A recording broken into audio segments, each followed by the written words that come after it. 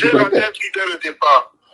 Lorsque le président a demandé de faire live en France, il faudrait que nous comprenions que pour tuer la communication de Pianga, parce que le but de tout ça là, c'est de faire croire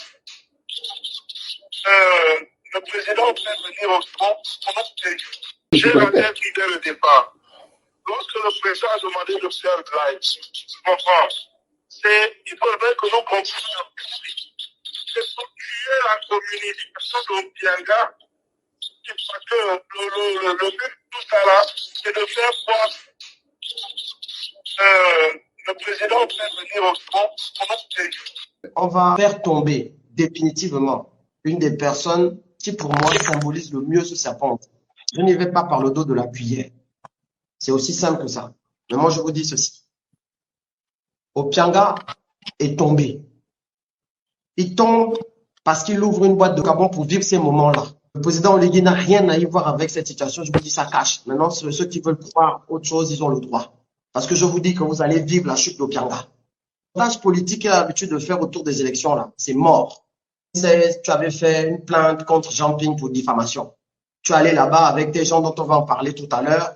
Tu es allé gagner carrément 600 millions de francs CFA de dommages et intérêts sur une diffamation du jamais vu au Gabon. Le temps là où tu nommais les magistrats est révolu. Tu fais croire que c'est un lion. Tu n'es lion de rien du tout. Nous sommes au Gabon, non? C'est de ça qu'il s'agit. On est venu pour conclure ce qu'on a commencé. D'abord, qu'est-ce qui va se passer?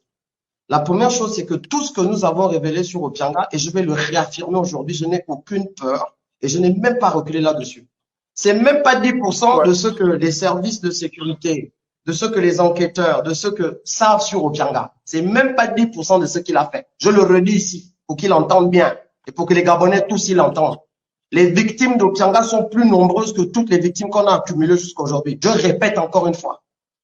Opianga, écoute-moi bien, je répète, je le dis ici, ce que nous avons révélé, c'est même pas 10% de ce que tu as fait. Et tes dossiers sont nombreux aussi bien à la DGR, aussi bien aux services spéciaux que dans tous les autres au B2. Donc, je ne vais même pas marcher dessus. Qu'est-ce qui va nous arriver? Rien. Il voit qu'aujourd'hui, les portes lui sont fermées et qu'il ne participe plus à rien parce qu'il a envie d'être restauré dans les échéances politiques et au calendrier pour que lui aussi, on lui lève la main. Oui, Opianga ci, Opianga ça. Il est en train de faire du chantage. Il devient soi-disant citoyen modèle qui dépose des plaintes. Que quelqu'un d'autre dépose une plainte pour être citoyen modèle, mais pas toi, Opianga. Je répète. Je le dis, je suis assis au Gabon. Je te le dis. Et il n'y a rien qui va se passer. Que tu es un chaton aujourd'hui, qui n'a plus de pouvoir, mais que tu continues à mentir à tes proches, que tu as du pouvoir parce que tu as quelques petites personnes que tu as placées au tribunal. Dali, tu nommais les magistrats. C'est toi qui faisais nommer les magistrats, tu jouais au jig au tribunal. Aujourd'hui, il te reste à peine quelques personnes que tu contrôles. Avant, tu avais ta nièce qui était au tribunal. Aujourd'hui, elle est détachée à la présidence. Tu as toujours un de tes proches parents qui est au niveau de la cour d'appel.